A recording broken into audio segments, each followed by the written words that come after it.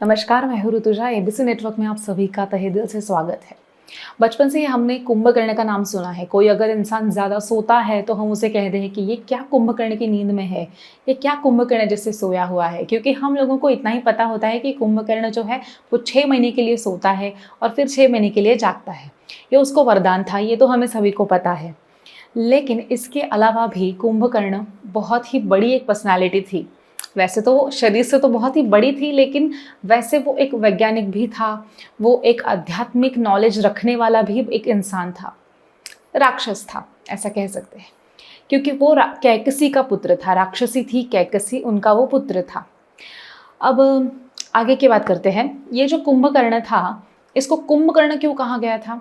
तो उसके कान बड़े थे, घड़े जैसे, कुंभ जैसे उसके कान थे, इसलिए उसको कुंभकर्ण कहा जाता था।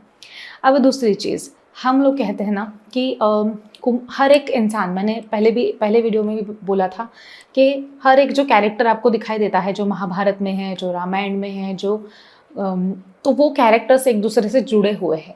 तो ये कुंभकर्ण भी पिछले जन्म में या फिर अगले जन्म में कोई रहता होगा, कोई होता होगा। तो वैसे ही ये जो कुंभकर्ण है, ये राक्षस हिरण्यकश्यपु का भाई था, हिरण्याक्ष, जिसका वध करने के लिए भगवान विष्णु ने वराह अवतार लिया था और उसके बाद उसका वध किया था। अब इस जन्म में तो आपको पता ही है कि क्या था। अब जैसे कि मैंने कुंभकर्ण के बारे में बोला था कि उसका शरीर बहुत ही ज़्यादा बड़ा था, इतना बड़ा कि उसकी आंखें बड़े बड़े जो रथ होते थे ना, उनके पहियों जितनी उसकी सिर्फ आंखें थी। तो सोचे कि उसका शरीर कितना बड़ा होगा। तो ऐसे इतने बड़े शरीर के लिए खाना कितना लगता होगा। ये रीज़न मैं ये बता रही हूँ कि उसको ये 6 महीने सोने का श्राप क्यों मिला था, या फिर हम उसे कह सकते हैं कि उसके लिए वो शायद श्राप हो सकता है, लेकिन वो उसने मांगा था वरदान। उसके अलावा उसके बजाय उसको मिला है ये श्राप जैसा।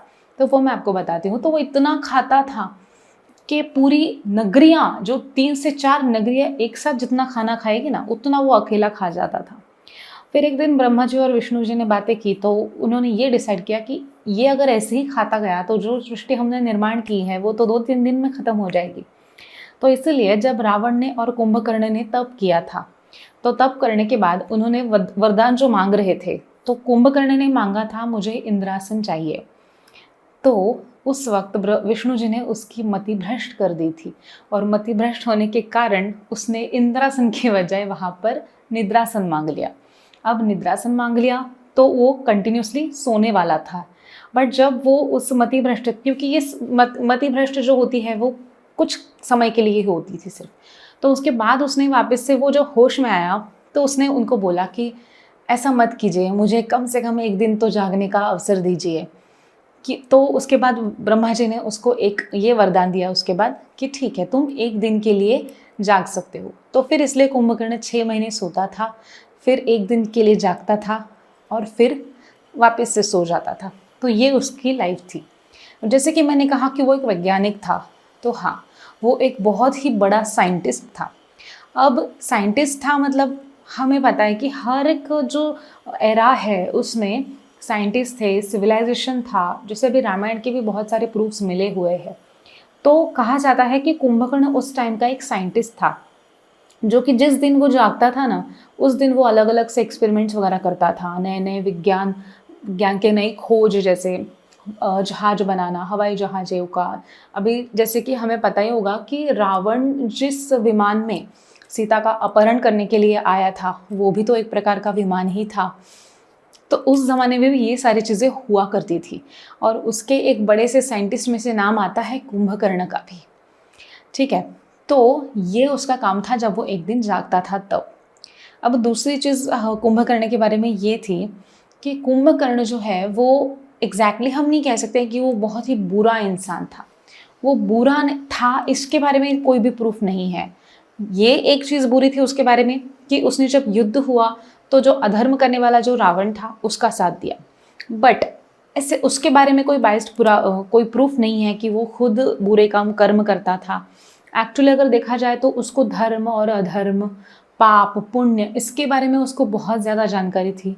वो ज्ञानी था, जैसे मैंने पहले कहा था, वैज्ञानिक के साथ साथ वो आध्यात्मिक चीज़ों का भी बहुत ज़्यादा नॉलेज रखता था। उसको ये सारी चीज़ें बहुत ही ज़्यादा पसंद थी।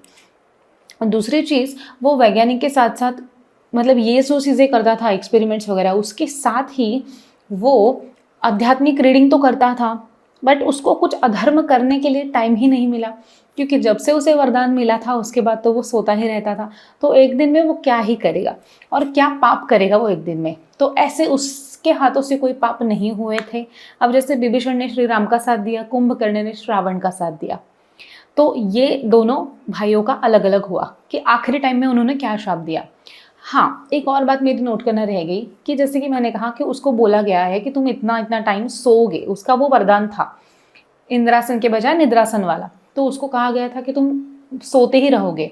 लेकिन उसको ये भी उसमें नोट किया हुआ है कि अगर उसके टाइम से पहले अगर उससे किसी ने जगाया तो तब उसकी मृत्यु हो जाएगी, ये भी उसके अंदर लिखा हुआ है। ये भी उसको श्राप श्राप जैसे ही कह सकते हैं हम, मिला था। अब वैसे तो कुंभकर्ण बहुत ही सरल स्वभाव के लिखे जाते हैं, बहुत ही सरल स्वभाव था ऐसा लिखा गया है, क्योंकि कपट करने के लिए टाइम नहीं था उनके पास, सोए जो रहते थे। लेकिन ये एक और चीज़ थी कि कुंभकर्ण को ये पता था कि भगवान श्री राम भगवान विष्णु का अवतार है, और उसे ये भी पता था कि अगर मेरे भाई जो है रावण, उसका साथ मुझे तो देना ही है।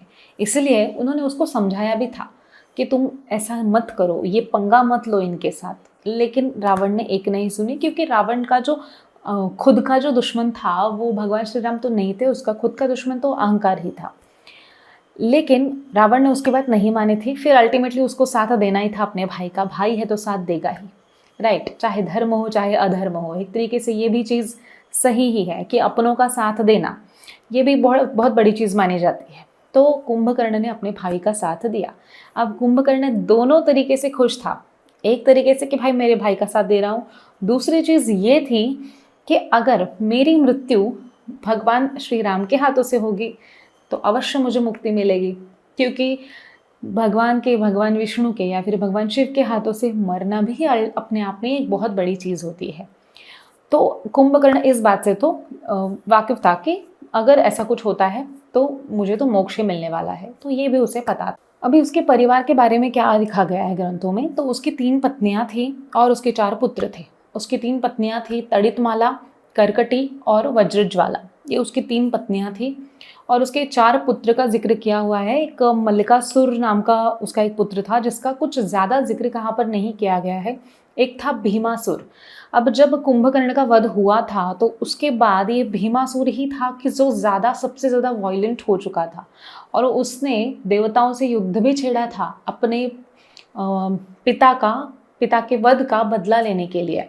उसने देवताओं से बहुत युद्ध किए उसके बाद, लेकिन अल्टीमेटली उसका भी अंत होना ही था। उसका अंत हुआ है फिर भगवान शिव के हाथों। भगवान शिव ने उसे भस्म कर दिया था, भीमासुर को। उसके बाद उसके जो पुत्र थे और 2, कुंभ और निकुंभ, ये दोनों, इन दोनों में से निकुंभ बहुत ही ज़्यादा पावरफुल थे, और ये निकुंभ को कुबेर का रक्षक माना गया था, कुबेर के खास माना जाता था उसको, उसका रक्षण करने के लिए उसको दायित्व दिया गया था। तो ये जानकारी है उसके परिवार के बारे में। अब कुंभकर्ण का वध कैसे हुआ था, तो भगवान श्री राम और कुंभकर्ण के बीच में भी भीषण युद्ध हुआ था इस सब के दौरान। और उस समय भगवान श्री राम ने उसके लिए इंद्रास्त्र और ब्रह्मदंड, ये जो उसके शस्त्र थे, ये जो बाण थे, उसका इस्तेमाल किया था और फिर उसका वध किया था। और वो इतना डेंजरस था, जैसे कि उसका सर अलग कर दिया था, उसके 2 हाथ अलग कर दिए थे, उसका पेट अलग कर दिया था धड़ से। तो ऐसे कंडीशंस में उसको मारा गया था, उसका वध तब किया गया था। उसका सिर जो था वो समंदर में जाके भी गिर गया था। तो ये सारी चीज़ें कुंभकर्ण के बारे में बताई जाती है। तो ये थी पूरी कुंभकर्ण की लाइफ स्टोरी, जो कि बहुत मैंने कम समय में आपको बताई है। वैसे तो बहुत बड़ी ये स्टोरीज़ होती है, मतलब हर एक ये जो कैरेक्टर होते हैं ना पुराणों में, उनके बारे में बहुत सारी चीज़ें लिखी हुई है। लेकिन अब टाइम और इस सब के लिमिटेशंस होते हैं, तो हम जितना आपको शेयर कर सकते हैं उतना हम शेयर करेंगे। और अगर आपको भी लगता है कि आपको किसी कैरेक्टर के बारे में जानकारी चाहिए, किसी कैरेक्टर के बारे में हमसे आपको वीडियोज़ चाहिए, इन्फॉर्मेशन चाहिए, तो आप कमेंट करके हमें ये सारी चीज़ें बता सकते हो। तो अल्टीमेटली कुंभकर्ण, हाँ, एक और चीज़ मेरी बताना रह गई, दैट इज़ कि कुंभकर्ण को जगाया कैसे गया था। तो उसकी मृत्यु तो होने वाली थी ये निश्चित, क्योंकि उसका जो लिमिटेड टाइम था उसके पहले उसको अगर जगाया जाता है तो वो मृत्यु होने वाली थी। बट उसको जगाना भी एक बड़ा सा टास्क था। तो उसको एग्जैक्टली जगाया कैसे था, तो उसको जगाने के लिए ढोल नगाड़ों से ज़ोर ज़ोर से आवाज़ें की गई थी। बहुत सारे लोगों ने एक साथ ढोल नगाड़े बजाए थे, उसके कानों में कील ठोकी थी, उसके कान के पास इतने सारे नगाड़े बजाए गए थे और तब जाके वो जागा था। तो उसको जगाने के बारे में भी एक बड़ी सी आख्यायिका है, क्योंकि उसको जगाना एक बहुत बड़ा टास्क ही था। तो इस तरह से फिर अल्टीमेटली कुंभकर्ण जग गया था उस रावण का साथ देने के लिए, अपना वध होने के लिए, और अल्टीमेटली भगवान श्री राम ने जो उसका वध किया उसकी वजह से मोक्ष मिलने के लिए। तो अगर आपको हमारी ये स्टोरी अच्छी लगी हो तो आप हमारे चैनल को सब्सक्राइब कीजिएगा, लाइक कीजिएगा और कमेंट भी करके बताइएगा। धन्यवाद। ज्योतिष संबंधित अधिक जानकारी के लिए ABC हिंदी ज्योतिष सब्सक्राइब कीजिए।